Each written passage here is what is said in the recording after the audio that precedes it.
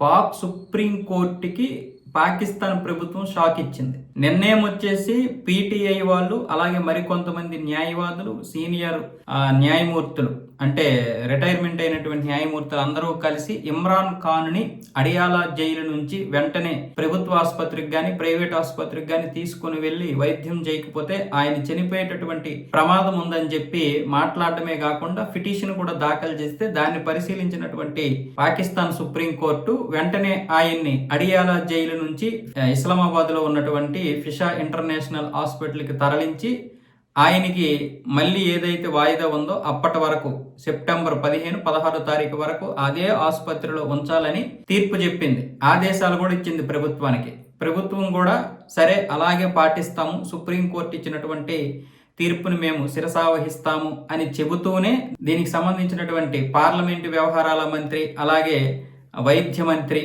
లా మంత్రి అందరూ కూడా స్పందించి గొప్పగా పాటిస్తామని చెప్పి గొప్పలు చెప్పుకున్నటువంటి వాళ్ళు మళ్ళీ తిరిగి సుప్రీంకోర్టులో పిటిషన్ దాఖలు చేశారు.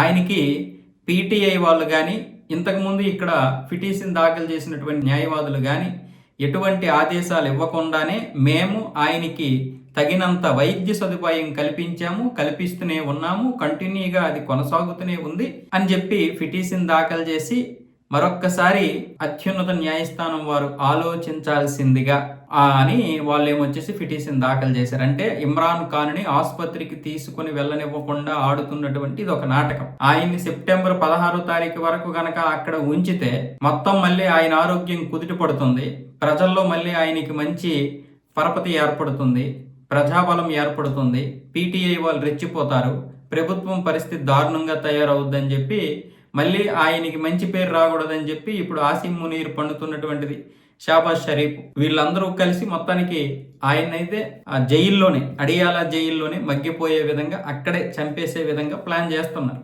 ఇప్పుడు మరి సుప్రీంకోర్టు దీనికి ఏం చెప్తుందో తెలియదు కానీ ప్రస్తుతానికి మళ్ళీ వీళ్ళు రివర్స్ పిటిషన్ వేశారు. ఈ రివర్స్ పిటిషన్తో ఇప్పుడేమొచ్చేసి వాయిదా పడే అవకాశాలు అయితే ఉన్నాయి.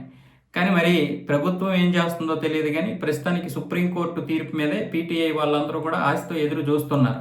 మళ్ళీ వాళ్ళు రోడ్ల మీదకి వచ్చి ధర్నాలు చేస్తున్నారు. సుప్రీంకోర్టుని ఎదిరించడం అంటారు దీన్ని.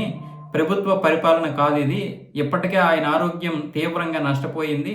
ప్రభుత్వం ఏమొచ్చేసి చెప్తున్నవన్నీ కూడా అబద్ధాలే, ఆయన ఆరోగ్యం బాగోలేదు, కావాలంటే కోర్టు ముందు ఒకసారి హాజరుపరచమని చెప్పండి, కోర్టు వారు చూసిన తర్వాతే మీరు తీర్పు ఇవ్వండి అని చెప్పి పీటీఐ వాళ్ళు పిటిషన్ వేసినటువంటి లాయర్లు అందరూ కూడా ఇప్పుడు మాట్లాడుతున్నారు. మరి ఇప్పుడు దీన్ని సుప్రీంకోర్టు ఈరోజు సాయంత్రం కానీ రేపు కానీ ఏదో తీర్పు ఇచ్చే అవకాశాలు ఉన్నాయి దీన్ని పరిశీలించిన తర్వాత.